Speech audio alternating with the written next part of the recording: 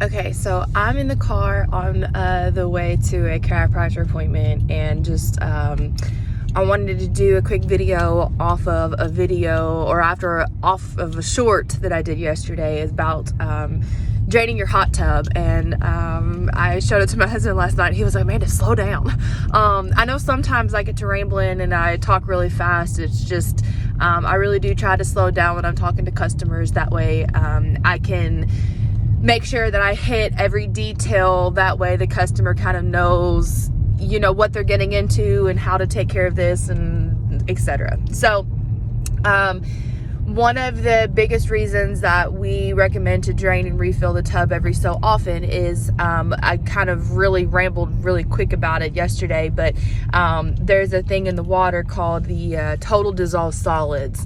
And basically that's how much water, how much chemicals can, the water hold, basically. So that's kind of a visualization I give to people is how much sugar can you put in sweet tea before it gets cloudy? So it's kind of the same thing. How many chemicals, how much chlorine, how much bromine can you add into the water before it gets cloudy? Well, over time, because the hot tubs don't have a hard plumbing line, as far as they're not plumbed into a water line, so they don't just automatically drain and automatically refill for you like a baptismal would. So on the hot tubs, the water that you put in it to start it up with is the same water that's in it the whole time.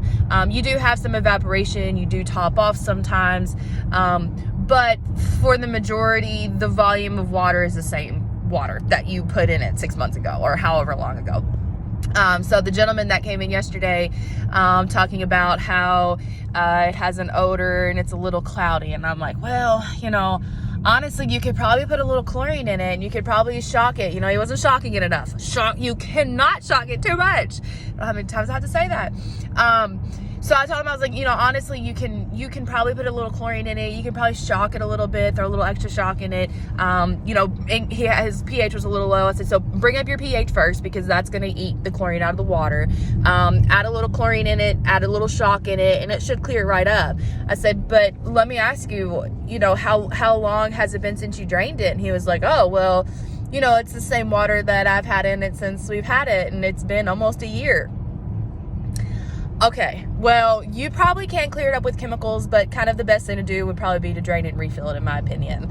That's just my personal opinion, my professional opinion, just to make sure that, you get that crisp clarityness in the water, and you won't see that if the total dissolved solids is not letting those chemicals dissolve in the water. So I will do a video on how to drain the tubs. All tubs are a little different, but there's multiple different ways that you can drain the tub depending on whatever brand you have, and you don't even need, so they do put drain plugs on the hot tubs. All hot tubs usually have one. Some brands don't. But some drains out there are so hard to work. I have to talk to customers through a 30-minute process on how to open the drain. It's ridiculous.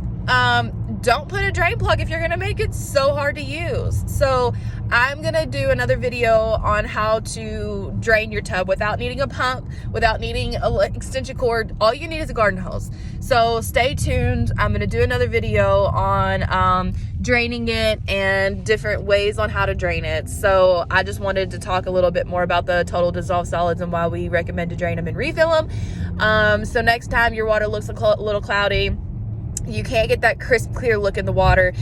You've done all the chemicals that you can think to do, and the next thing to think is, when's the last time I drained it? Because it simply just might need to be drained and refilled.